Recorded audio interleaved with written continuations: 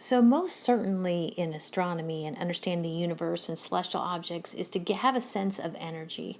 And there are different ways to think of energy. There are different forms of energy. Radiative energy is just one form of energy. These two kind of go together. I kind of call them yin and yang sometimes. We can call the energy either what we call kinetic energy. That's actually energy being expended.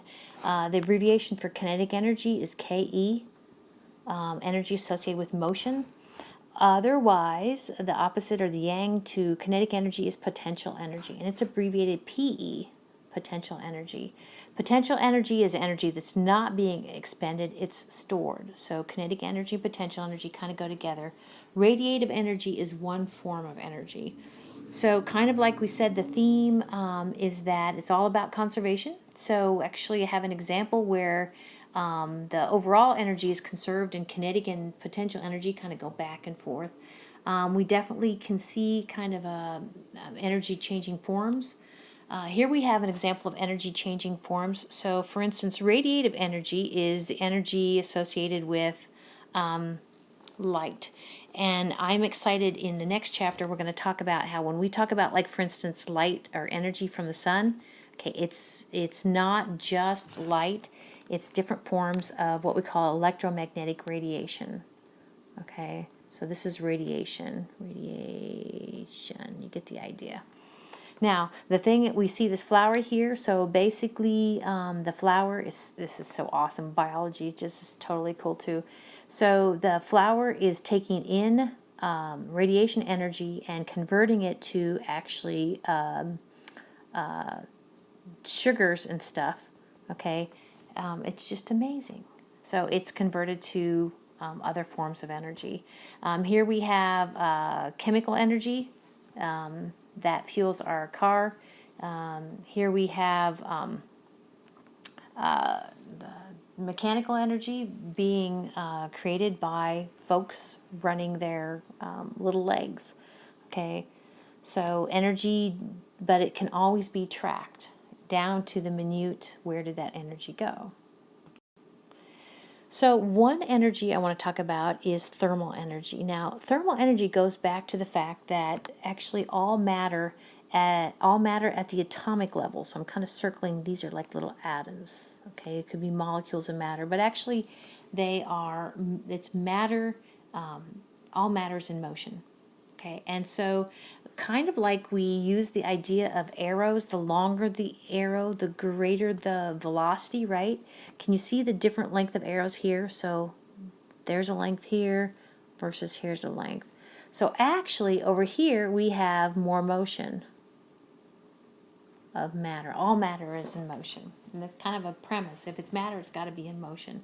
Sometimes you can't see it, but it's vibrational, rotational, translational. It's there. But the point here is that these over here have more motion, and they are actually hanging out at a higher temperature, assuming that these are the same types of materials. Okay, so if I were to put a thermometer in here, okay, it would read lower and if I would put a thermometer in here, it would read higher. So now what our thermometer reads with regard to temperatures, that's not the whole story with regard to what we call thermal energy. Thermal energy and heat content are the same, are synonyms, but temperature and thermal energy or heat content, those are not synonyms. The thing that's missing with regard to temperature actually is what we call density or actually mass. Either way will work. So to kind of prove that to you, here we actually have, let's go with water, okay? We have water liquid, and actually in here we have water gas. And right away, I don't know if you can kind of tell it, but these actually have a longer, these are they have more velocity. V is higher. These actually are at higher temperature, okay? And the water is a lower temperature. So the point of what this image says is that actually even though this is at a hotter temperature, okay, so these have more Ke, kinetic energy is associated with motion, they have more Ke, there are fewer I'll put molecules. There are fewer gas molecules over there, because water is a molecule. There are fewer gas molecules over here. This actually is a lower temperature, but there are more molecules. Oh goodness, molecules. So actually this guy wins out. This actually has more thermal energy,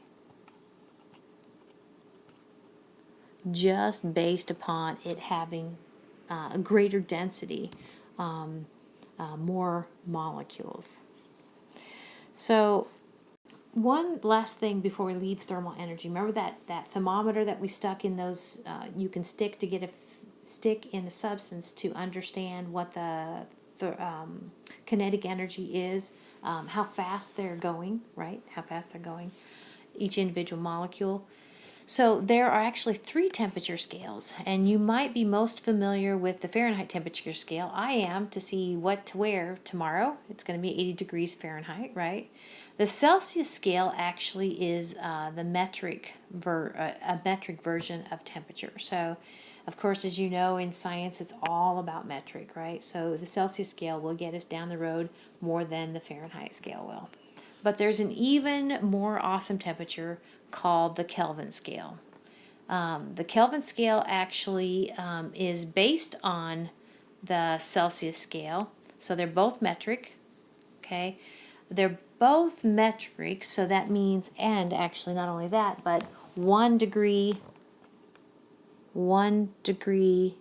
Celsius is equal to 1 unit on the Kelvin scale. But it's offset by 273.15.